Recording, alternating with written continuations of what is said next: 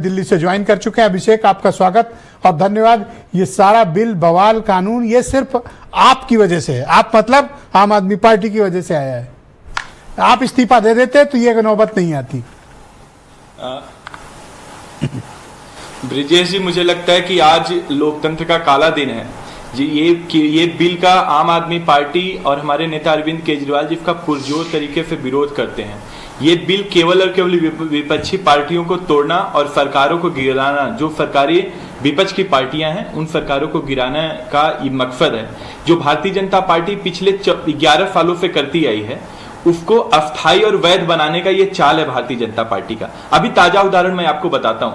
क्या गिरफ्तारी होना गुनाह होता है? और ये तो सीधा सीधा जो भारत के संविधान की अवधारणा है, भारत के कानून की जो अवधारणा है प्राकृतिक न्याय, उसका उल्लंघन है। हमारे यहाँ कहते हैं कि कोई भी व्यक्ति तब तक निर्दोष है जब तक कि अदालत से दोषी नहीं पाया जाता, और भारतीय जनता पार्टी वाले कह रहे हैं कि नहीं, वो गिरफ्तारी के आधार पर उसको गुनाह मान लिया जाएगा और अदालत से पहले ये जजमेंट दे देंगे कि इसको इस्तीफा दे देना चाहिए। मुझे लगता है सीधा सीधा जनादेश का भी अपमान है।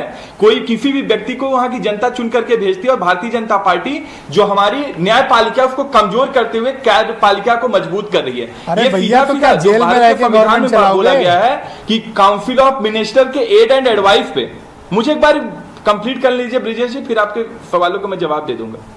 हमारे संविधान में बोला गया कि एड एंड एडवाइस पे काउंसिल ऑफ जो मिनिस्टर होते हैं उसके आधार पर राष्ट्रपति और गवर्नर कार्य करते हैं। ये तो उल्टा कह रहे हैं। ये कह रहे हैं गवर्नर बर्खास्त करेंगे, राष्ट्रपति बर्खास्त करेंगे।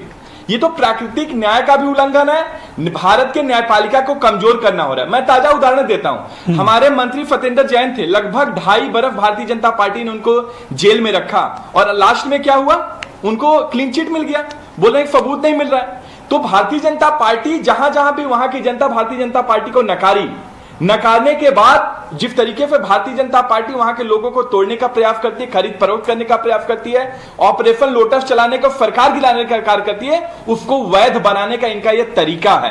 तो सत्येंद्र जैन का आपने देखा, अरविंद केजरीवाल जी को इतना दिन जेल में इन्होंने डाल दिया, आज तक एक इनको सबूत नहीं मिला। और मैं एक आपको आंकड़ा देता हूं। 2014 के बाद भारतीय जनता पार्टी ने पिछले 6 वर्षों में सीबीआई के द्वारा लगभग 174 केस बंद कराए इन्होंने, 174। और एक आंकड़ा बताता हूं, 95% जो केस है वो अपोजिशन लीडर पे इन्होंने किया हुआ है।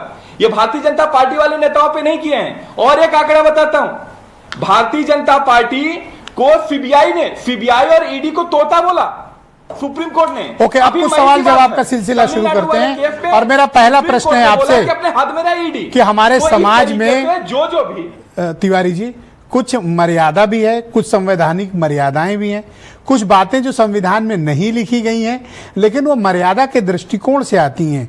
जैसे जेल में रह के गवर्नमेंट कैसे चलाओगे भैया? बोलिए। ब्रिजेश जी, मैं बार बार कहता हूं कि भारतीय जनता पार्टी संविधान को नहीं मानती, लोकतंत्र को नहीं मानती। ये बाबा साहब भीमराव अम्बेडकर के सपनों के हत्यारे वाले लोग हैं। आप बताइए इन्होंने क्या किया? इन्होंने जिस तरीके से नारायण राणे को लेकर के आए, हेमंत बिश्व शर्मा को लेकर के आए, शुभेंदु अधिकारी को लेकर के आए, न जाने कितने उदाहरण है। और जब से अरे सर पास होने दीजिए, कोई बात नहीं, कानून का सामना किया जाएगा। सर आपको छाती ठोक के कहना चाहिए, बनाओ कानून। ब्रिजेश जी, अदालत का सामना किया जाएगा, कानून का सामना होगा। की बात करते हैं, दम ठोक के कहिए आप।